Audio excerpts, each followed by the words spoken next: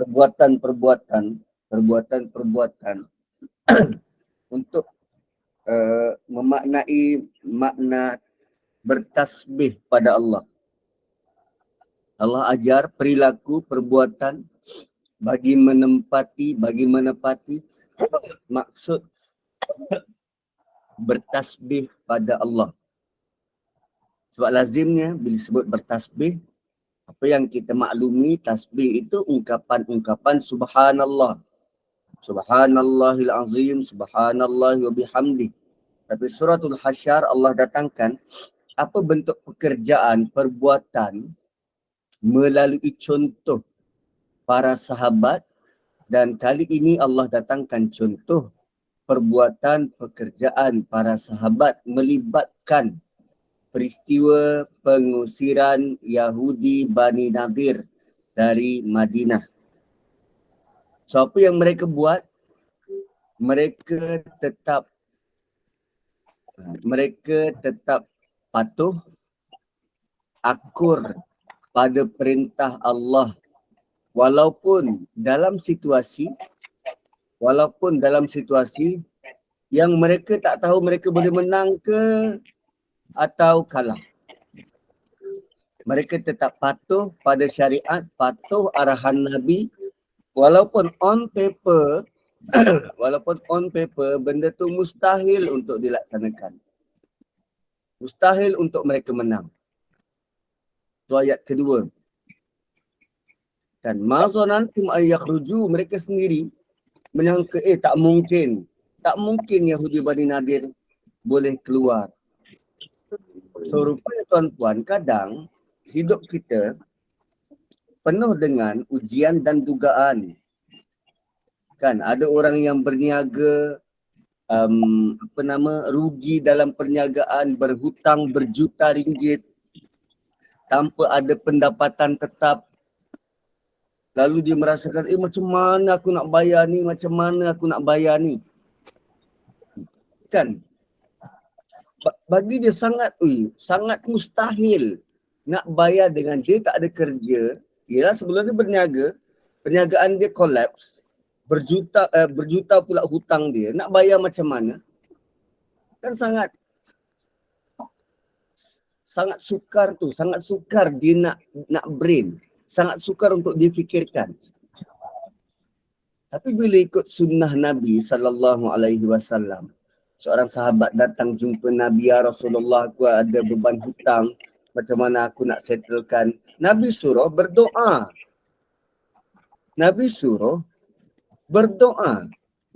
Dan doa Nabi itu melibatkan beberapa perkataan ataupun beberapa ayat yang nak kita ubah gaya hidup. Allahumma inna na'udzubika minal hammi wal hazan wa na'udzubika minal ajzi wal kasal. Berlindung daripada sedih dan duka cita. Nak bayar hutang ni, jangan sedih, jangan duka cita. Ubah gaya hidup. Ubah cara hidup. Wa na'udzubika minal ajzi wal kasal. Daripada letih dan bermalas-malas. Jangan malas, tetap juga berusaha. Na'udzubika min ghalabatid daini wa qahrir rijal. Dan berlindung daripada dikuasai oleh hutang dan dikuasai oleh lelaki-lelaki yang tak ada perasaan belas kasihan. Sepatutnya pada waktu itu, kalau ikut logik kita berfikir, Nabi boleh je suruh sahabat ni, kau pergi jumpa dengan Abdul Rahman bin Auf, dia tu jutawan. Kau jumpa dengan Abu Bakar As-Siddiq, dia boleh tolong settlekan hutangmu. Tapi kenapa tak buat begitu? Sebab Nabi sedang menentukan, memberikan jalan syariat yang boleh diikuti oleh semua manusia. Tinggal lagi, tindakan kita ikut syariat itu, Allah gelarnya sebagai inilah aktiviti bertasbih. Inilah aktiviti engkau menyucikan Tuhan. Inilah aktiviti engkau meninggikan nama Tuhan. Sebab cara kita memilih jalan hidup beragama, tindakan kita memilih jalan hidup beragama adalah bukti kita iktiraf Allah itu tempat rujuk, Allah itulah sebaik-baik memandu pemberi hidayah. Saya sebenarnya baru baca ada perkongsian FB daripada beberapa pengamal. Dia nasihat kepada kaum isteri berpihak, dia perempuan. Dia nasihat kepada kaum isteri berpihak kepada kaum suami. Nasihat dia tu menyedarkan tentang hubungan rumah tangga, hubungan kekeluargaan. Ramai yang tak setuju, ramai yang melenting, sampai nak report pada Jabatan Agama, report pada JAKIM, dah lama dibuat macam tu. Terutamanya nasihat-nasihat yang di sebalik kain ni. Tapi bila kita baca baik-baik nasihat dia tu, ya ada yang keterlaluan, ada yang sangat sangat lenient, sangat berlapik dan berhalus, mengajak isteri-isteri supaya tidak dikawal oleh emosi, tidak terlalu tinggi ego, menyedarkan suami apa tanggungjawab yang sepatutnya dibuat pada isteri. Kan jalan syariat tu macam mana sepatutnya? Kan jalan syariat berumah tangga yang ditunjukkan oleh Nabi macam mana sepatutnya? Kita ada contoh terbaik ke untuk kita ikut? Kalau bukan kerana kursus 2 hari sebelum kahwin dapat sijil untuk kebenaran berkahwin tu. Selain daripada itu, kat mana kita dapat sumber ataupun rujukan untuk jadi suami yang soleh, isteri yang solehah? Ada tak?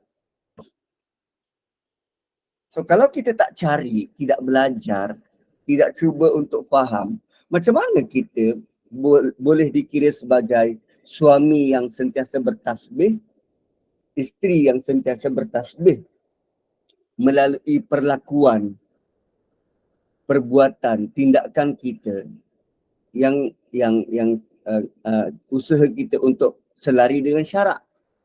Kan?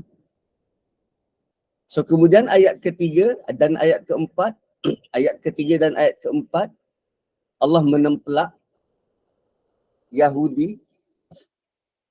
Kenapa mereka diberikan tindakan semacam itu? Dan tindakan yang Allah laksanakan itu adalah tindakan yang ringan, azab yang ringan, itu azab dunia. Dan jika mereka tidak diazab di dunia, mereka akan dapat azab di akhirat. Pengusiran itu adalah pengusiran yang ringan. Jika tidak, mereka akan diberikan azab yang lebih berat. Ayat 4 pula berkaitan dengan kenapa mereka dikenakan tindakan semacam itu. Kerana perbuatan mereka menentang perintah Allah dan Rasul. So kita masuk ayat yang kelima. Ayat yang kelima adalah jawapan bagi kesamaran yang ada dalam hati manusia. Jawapan bagi tanda tanya yang ada dalam hati manusia. Terutamanya kita yang sedang baca kisah serangan Bani Nadir. Sebab yang baca Quran ni bukan hanya kita tuan-puan. Yang baca Quran ini orang-orang Yahudi. Dulu dan kini, tinggal lagi mereka tak percaya pada Nabi. Itu je. Tapi Quran mereka tetap baca. Baca untuk apa? Baca untuk tahu, faham. Lalu mereka execute apa yang mereka rasa mereka nak buat. So antara tanda tanya ialah, suatu perang tu berlaku, Nabi membenarkan para sahabat untuk menebang pokok kurma. Menebang dan membakar pokok kurma.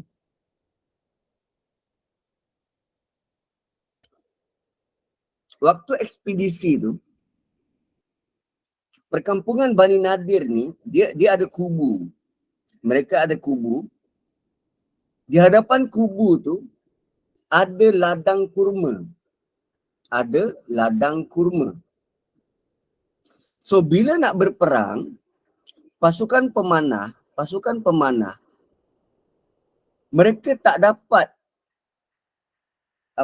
clear vision. Pandangan mereka terhalang oleh pokok untuk panah ke kubu. Jadi, Nabi arahkan para sahabat tebang saja pokok kurma tu. Tebang saja pokok kurma. Namun tuan-puan, dalam agama kita ada peraturan peperangan. peraturan peperangan. Antara peraturan berperang ialah jangan bunuh wanita, anak kecil dan orang tua. Jangan rosakkan tumbuh-tumbuhan hatta sampai ke tahap sekecil mematahkan ranting pun diharamkan. Tapi kali ini bukan sekadar mematahkan ranting. Pokok kurma tu ditebang. So Yahudi pada waktu itu melihat pokok kurma ditebang, dia kata, korang sudah berlaku zalim. Korang langgar undang-undang peperangan korang.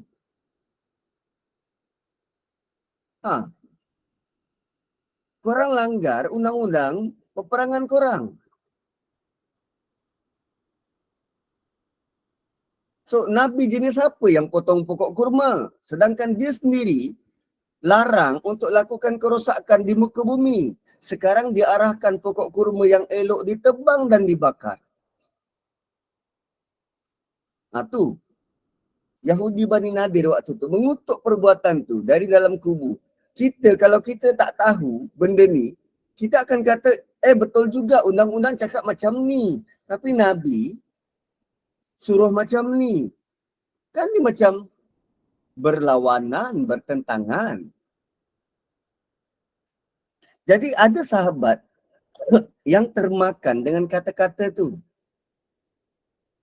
Kalau mereka sendiri nampak, memang pokok kurma tu pokok-pokok yang baik, pokok-pokok yang elok. Kan jenis kurma yang terbaik. So nanti kalau diorang menang, at least pokok tu akan jadi harta ghanimah. Dibahagikan dalam kalangan mereka. So ada sahabat yang tak ikut tebang. Sahabat yang tak termakan dengan kata-kata tu tebang. Ada sahabat yang tak ikut tebang. Dan sementara itu puak-puak munafik di Madinah, dia menggunakan hujah ini untuk merendahkan kedudukan Nabi. Merendahkan kedudukan Nabi. Dan kerana isu ini, maka Allah jawab kenapa dibenarkan potong pokok kurma itu. Ma qata'tum min linah. Apa saja yang kamu tebang dari pohon kurma. Perkataan linah merujuk kepada pokok kurma yang ada buah yang manis. Pokok kurma yang ada buah manis. So ternyata pokok kurma jenis ini adalah dari baka yang baik. Dia sama macam durian lah. Ada musangking, ada D24, ada IOI, ada durian kampung. Macam-macam grade kan. Kurma juga macam tu. Dan antara kurma yang bagus, namanya kurma buairah. Entah buairah tu macam mana, aku sebut je. Kurma buairah. So, au taraktumuha qa'imatan ala usuliha. Mana-mana pohon kurma yang kamu tebang atau kamu biarkan tegak berdiri seperti keadaannya yang asal. Ma qata'tum min linah aw taraktumuha qa'imatan ala usuliha. So dalam peristiwa itu, bukan semua pokok ditebang. Hanya yang perlu sahaja. Hanya yang perlu sahaja. Bukannya Nabi nak potong semua pun. So arahan potong tu pun bersebab mudah untuk berperang. So ada pokok yang menghalang dari pasukan pemanah nak menghala ke kubu. Itu je yang dipotong. Yang tak menghalang laluan, tak ditebang. Selepas pokok-pokok tu ditebang, kemudian dibakar, dan itulah yang menjadikan Yahudi Bani Nadir dalam kubu tu jadi tak keruan. Jadi tak keruan. Sebab pokok-pokok tu ditebang dan dibakar, maka kejadian tu memberi kesan yang menakutkan pada Bani Nadir. Kesan yang menakutkan pada Bani Nadir. Macam mana? Tuan-puan, kalau kita dikepung, kalau kita dikepung, lalu orang dekat luar ni, dia ugut kita macam ni. Kau keluar. Kalau kau tak keluar, aku gores engkau punya kereta. Kereta pula Mercedes kat luar kan, kereta kita. Baru beli semalam sampai. Kau keluar, kau tak keluar, aku gores kereta engkau ni. Keluar tak kita? Hei, keluar. Siapa yang tak sayang kereta weh? So apa yang Nabi buat, dapat wahyu dari Allah dan Nabi laksanakan, kerana Yahudi ni sangat sayang pada harta dunia, mereka jadi tak keruan. Datang rasa ketakutan dan akhirnya surrender. Kerana pokok kurma. Dan Allah kata apa? Fabi iznillah. Perbuatan itu adalah dengan keizinan Allah. Semua itu atas izin Allah. Maksudnya Nabi tidak langgar arahan. Allah yang menyuruh dan mengiyakan keputusan Nabi.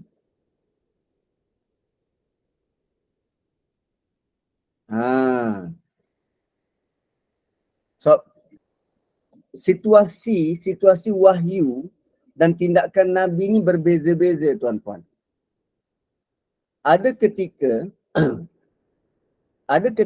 Nabi akan tunggu wahyu dari Allah sebelum buat keputusan. Contoh, peristiwa Ifki. Nabi tak membersihkan Aisyah selagi mana wahyu tak turun. Ada waktunya, Nabi akan beri arahan. Arahan dulu, tak tunggu wahyu. Macam ni, potong pokok. Allah belum turunkan wahyu, tapi potong pokok. Nabi beri arahan sebab pada pertimbangan Nabi, itulah cara yang mudah untuk pasukan pemanah untuk sampai ke kubu. So, Nabi kata potong, tak tunggu wahyu. Dan untuk yang level kedua ni, jika Nabi beri arahan sebelum wahyu turun, dia ada dua keadaan. Jika keputusan itu salah, bukan salah, jika keputusan itu tak tepat, Allah akan tegur. Dan terjadi pada Abasa wa Tawalla tu. Orang buta datang, Nabi pandang kepada menteri, Nabi pandang kepada orang besar, lalu Allah datangkan surah Abasa untuk tegur. Jika keputusan Nabi tak tepat, Allah akan tegur.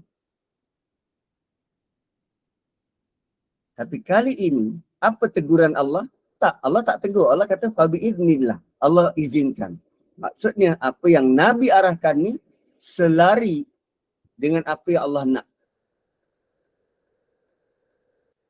Dan ayat ini adalah salah satu contoh bagaimana Nabi buat keputusan tanpa tunggu wahyu dan keputusan itu diterima dan Allah setuju. Sama ada tunggu wahyu ataupun tidak, ini juga bentuk wahyu dari Allah Subhanahu wa taala. Gitu. Sekarang kalau kita baca hadis-hadis Nabi, ada ketikanya kita lalui hadis yang Nabi senyap, tak jawab soalan dari sahabat. Dan ada kalanya, bila sahabat tanya, Nabi terus jawab dan buat keputusan. Begitulah Nabi SAW. Baginda sangat arif, sangat tahu bila baginda boleh buat keputusan sendiri dan bila baginda kena tunggu wahyu.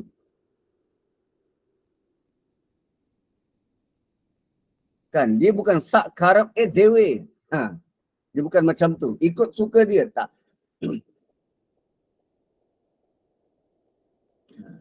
Kalau macam anak kita, kan, anak kita boleh tahu, boleh kenal pasti, dia sudah cukup matang atau belum untuk buat keputusan sendiri. Masih perlu kita punya guide atau belum? Kita tahu, kita kenal. Kan, kadang-kala bila anak tu katalah dah masuk tingkatan 1. Kita nak test. Dan hari-hari kita sedang perhati perkembangan cara dia berfikir, kan. Kita nak test, okey, hari ni Daddy punya jadual, pagi ada kelas, nanti sampai pukul 10. Pukul 10 kita nak pergi beraya. So korang kena siap-siap pakai baju yang sesuai untuk beraya. Tak semestinya baju raya, tapi baju yang sesuai untuk beraya. So kita tak tentukan apa jenis baju, terpulang pada dia untuk fikirkan kesesuaian. Kalau tengok dia nanti melaram macam Mak Datin, itu dah matang belum? Yalah, sebab nak beraya mengambil kira cuaca panas. Mengambil kira mungkin tersangkut dalam jam. Mengambil kira mungkin dekat sana tak ada tempat duduk. Makan bersandar ataupun berdiri atau bersila. Mengambil kira perjalanan jauh dekat. Semua itu kita akan lihat bagaimana anak kita buat keputusan. Kalau dia pakai baju yang casual, maka kita dapat tahu dia sudah semakin semakin pandai berfikir, semakin bijak buat keputusan. Begitulah manusia.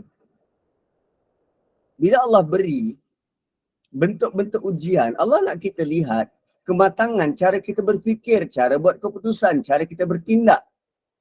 Kita setuju tak dengan syariat-syariat, jalan-jalan yang Allah sediakan untuk kita? Atau kita mencari cara yang lain?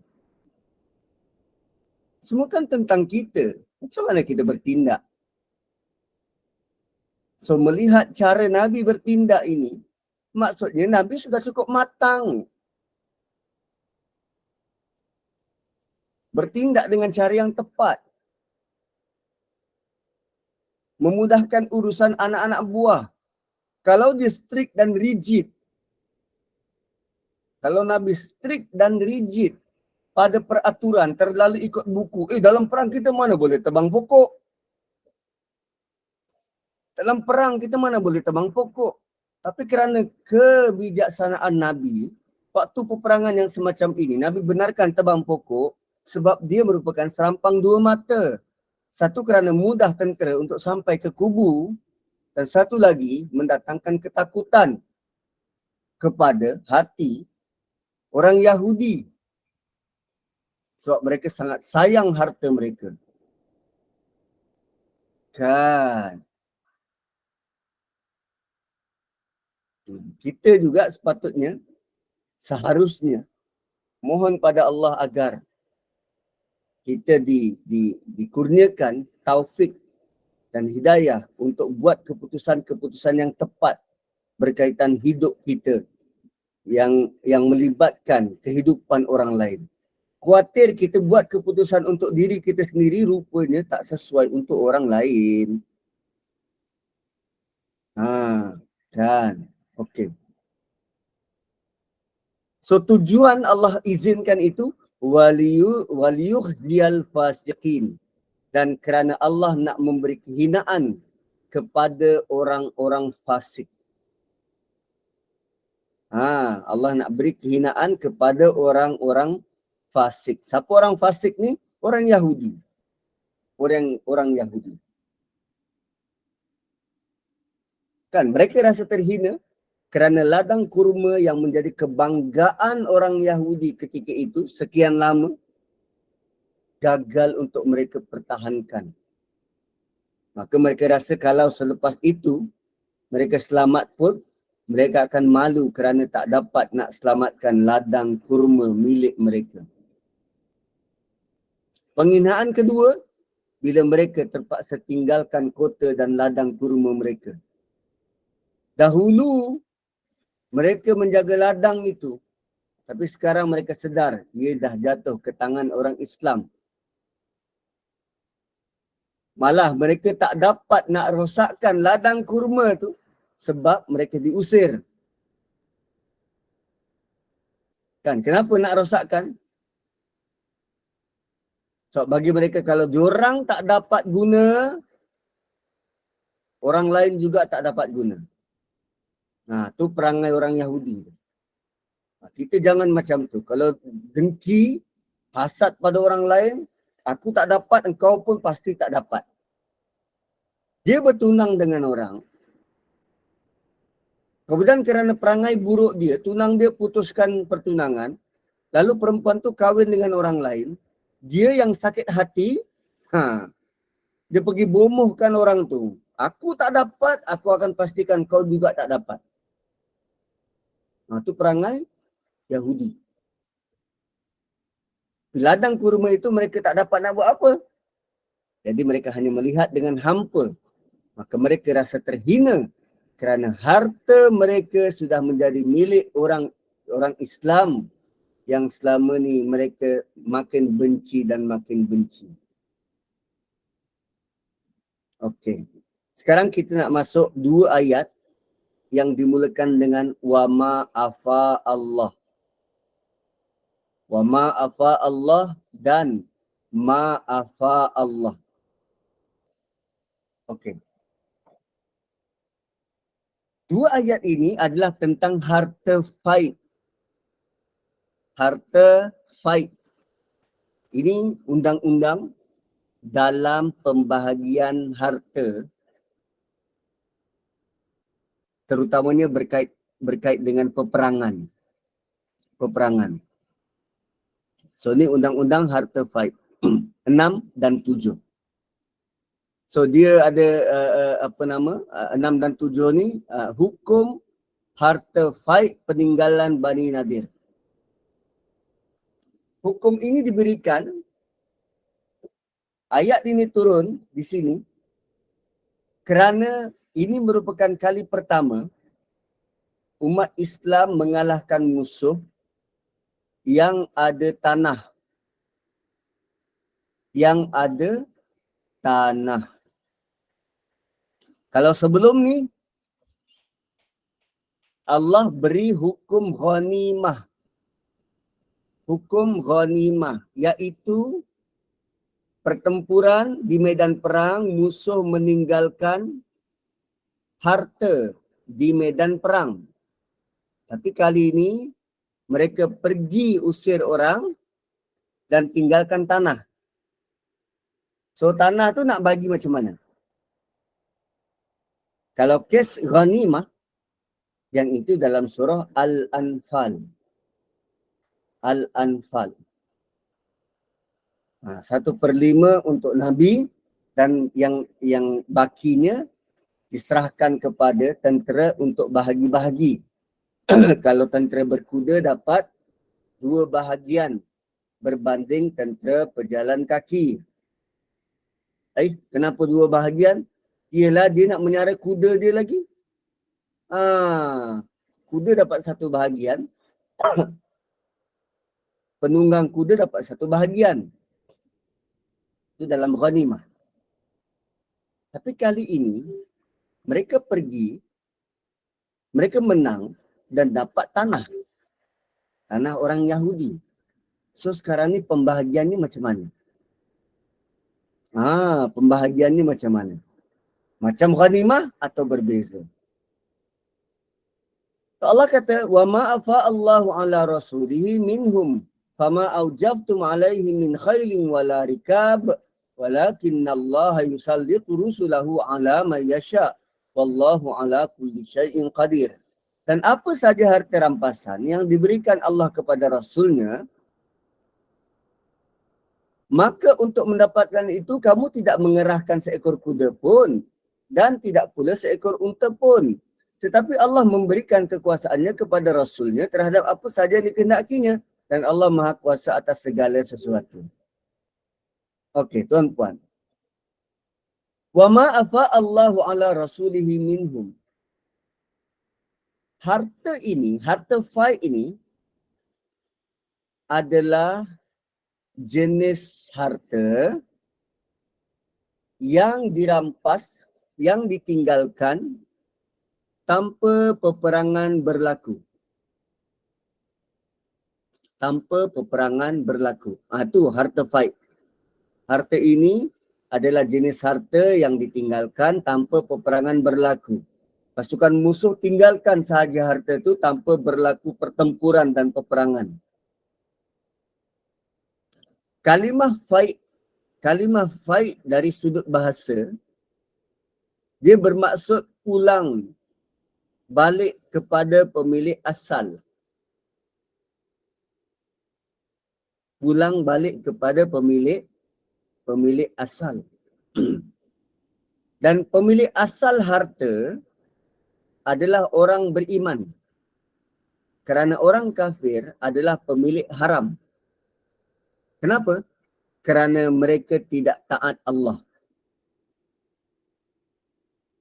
Oleh sebab itu, bila umat Islam mengambil fai, itu sememangnya dia mengambil balik hak umat Islam. Nah, itu ikut hukumnya. Semua harta adalah kepunyaan Allah. Dan ia patut digunakan untuk kegunaan, untuk kebaikan. Kan semua milik Allah. Dan sepatutnya apa yang Allah punya ni, kita patut gunakan untuk kebaikan. Dan ia hanya boleh digunakan untuk jalan kebaikan kalau dia berada di tangan umat Islam. Maka bila umat Islam ambil tanah musuh Islam, maka ia telah dikembalikan kepada umat tu sebenarnya. Allah ambil dari orang yang tidak layak menguasainya, diberikan kepada orang yang layak. Oh begitu, begitu. Dan sepatutnya kita, bila kita bekerja dan berharta,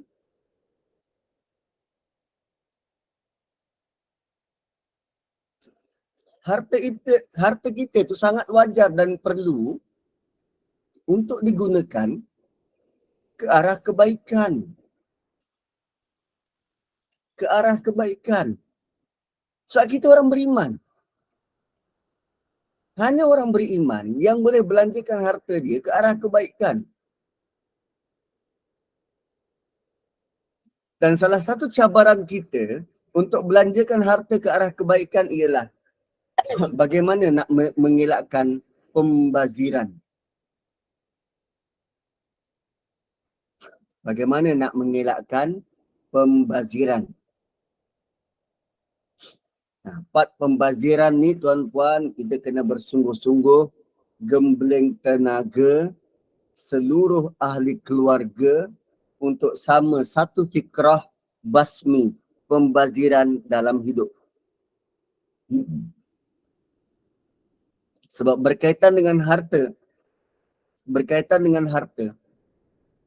Allah sangat serius. Allah sangat serius berkaitan dengan harta. Bukankah 2 surah sebelum ni? Kita sekarang ni baca surah apa? Surah Hasyar. 2 surah sebelum ni apa? Surah Hasyar ni surah yang ke-59. 2 surah sebelum ni Mujadilah, Al-Hadid yang dimulakan dengan Subhan, tasbih. Kan tentang harta. Jihad dan infak. Tentang harta. Ada surah-surah diturunkan khusus untuk menegur kita berkaitan dengan harta. So, harta rampasan perang ada beberapa jenis. Kalau tadi saya terangkan tentang ghanimah, harta rampasan yang diperoleh selepas perang. Dan ini yang kedua, harta fight. Harta yang dirampas, yang diperoleh tanpa peperangan. So, kalau ghanimah, 20% untuk Allah dan Nabi, 80% untuk tentera. Ghanimah 1/5 untuk Allah dan Nabi, manakala 4/5 untuk tentera. Berperang dan dapat harta, 4/5 untuk tentera, 1/5 untuk Nabi. Tapi pembahagian harta fight tak sama. Pembahagian harta fight tidak sama. Harta ghanimah, harta rampasan setelah perang, dan ini hanyalah harta yang boleh dipindah milik, bukan dalam bentuk tanah dan bangunan. Pedang ke, gelas-gelas cawan-cawan ke, rantai ke, ada bengkel ke. Kan orang kafir ni dia banyak aksesori dia. Tindik dekat telinga, tindik dekat hidung, tu semua boleh dirampas. Dan tanah bangunan menjadi harta umat Islam secara kolektif dan tidak dibahagikan sesama tentera. Harta ghanimah adalah harta yang diperolehi di medan perang. Pembahagiannya tu tadilah 1/5 dan 4/5. Manakala harta fight, harta rampasan yang didapati tanpa perang. Musuh menyerah kalah dan meninggalkan harta. Dan Allah berikan harta fight kepada Rasulnya untuk membelanjakannya menurut pertimbangan baginda.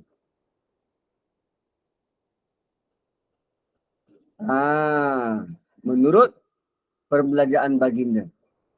So, cara pembahagian harta ni, semua harta fight diberi pada Nabi. 100% harta tersebut diberi pada Nabi untuk Nabi belanjakan. Kalau sekarang, semua harta tu dikembalikan kepada Baitul Mal.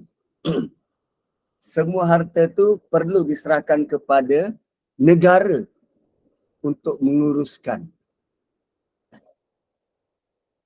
Habis orang-orang yang berperang tu, orang-orang yang ikut, sahabat-sahabat yang ikut tu tak dapat apa-apa lah.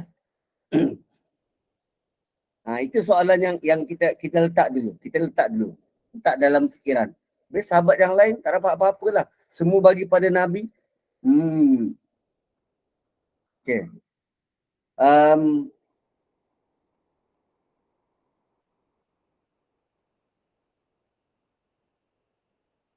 Okay. Fama aujaftum. Kenapa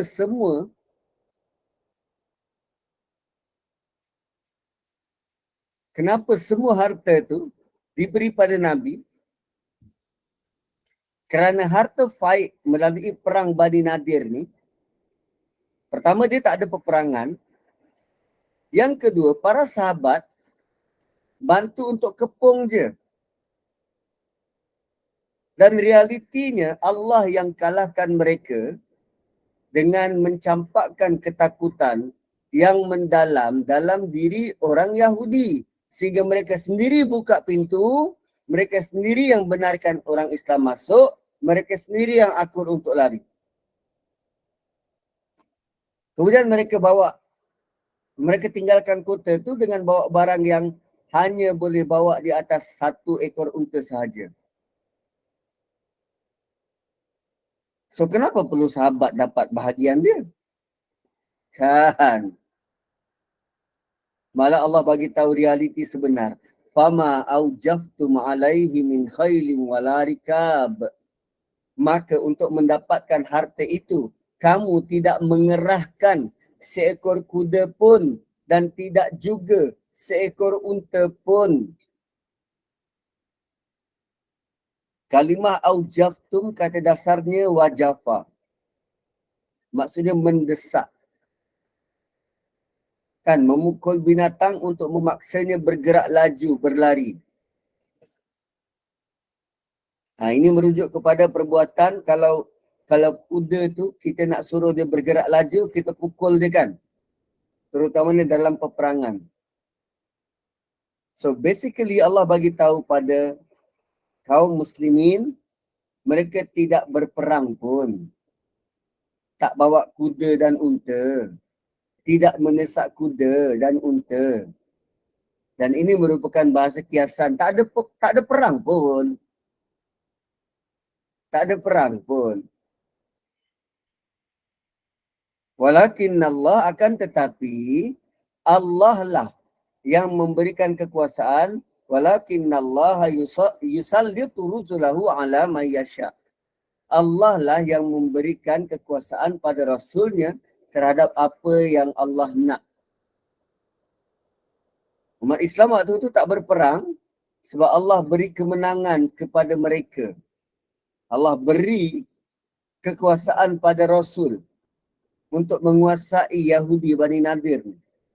Kalimah yusallitu kata dasarnya salata, maksudnya memenangi, kukuh, berkuasa.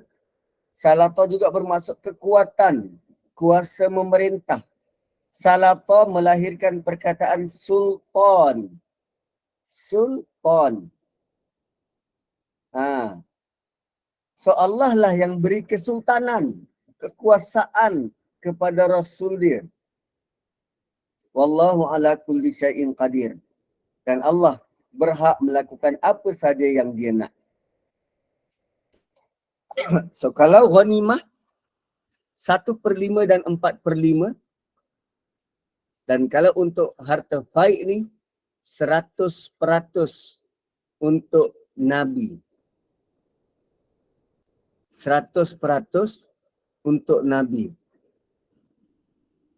Lalu kita rasa, ladang-ladang kurma tu semua dapat pada Nabi. Semua dapat pada Nabi. Lalu kita rasa,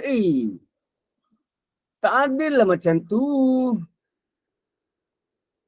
Kan? Diorang ramai-ramai pergi, Nabi seorang je dapat. Nak tahu adil tak adil? Kita jumpa lain masa. Jawapan tu pada ayat yang ke-7. Nanti kita ulas pula ayat ke-7. Tunggu. Barakallahu li walakum. Kembali kepada moderator. Alhamdulillah, syukurulillah. Jazakallah khairan kepada Ustaz Muhammad Nazri atas perkongsian ilmunya dan sama-sama kita mengambil manfaat dari kisah dan ibrah daripadanya. Ustaz, kita tangguhkan dulu majlis ilmu kita dengan tasbih kafarah dan surah Al-Asr. Silakan Ustaz. Subhanakallahumma bihamdik nashhadu an la ilaha illa anta nastaghfiruka wa natubu ilaik. Wal 'asri innal insana lafi khusr illa alladhina amanu wa 'amilus solihat wa tawasaw bil haqqi wa tawasaw bis sabr. Assalamualaikum warahmatullahi wabarakatuh. Waalaikumsalam. Waalaikumsalam. Waalaikumsalam.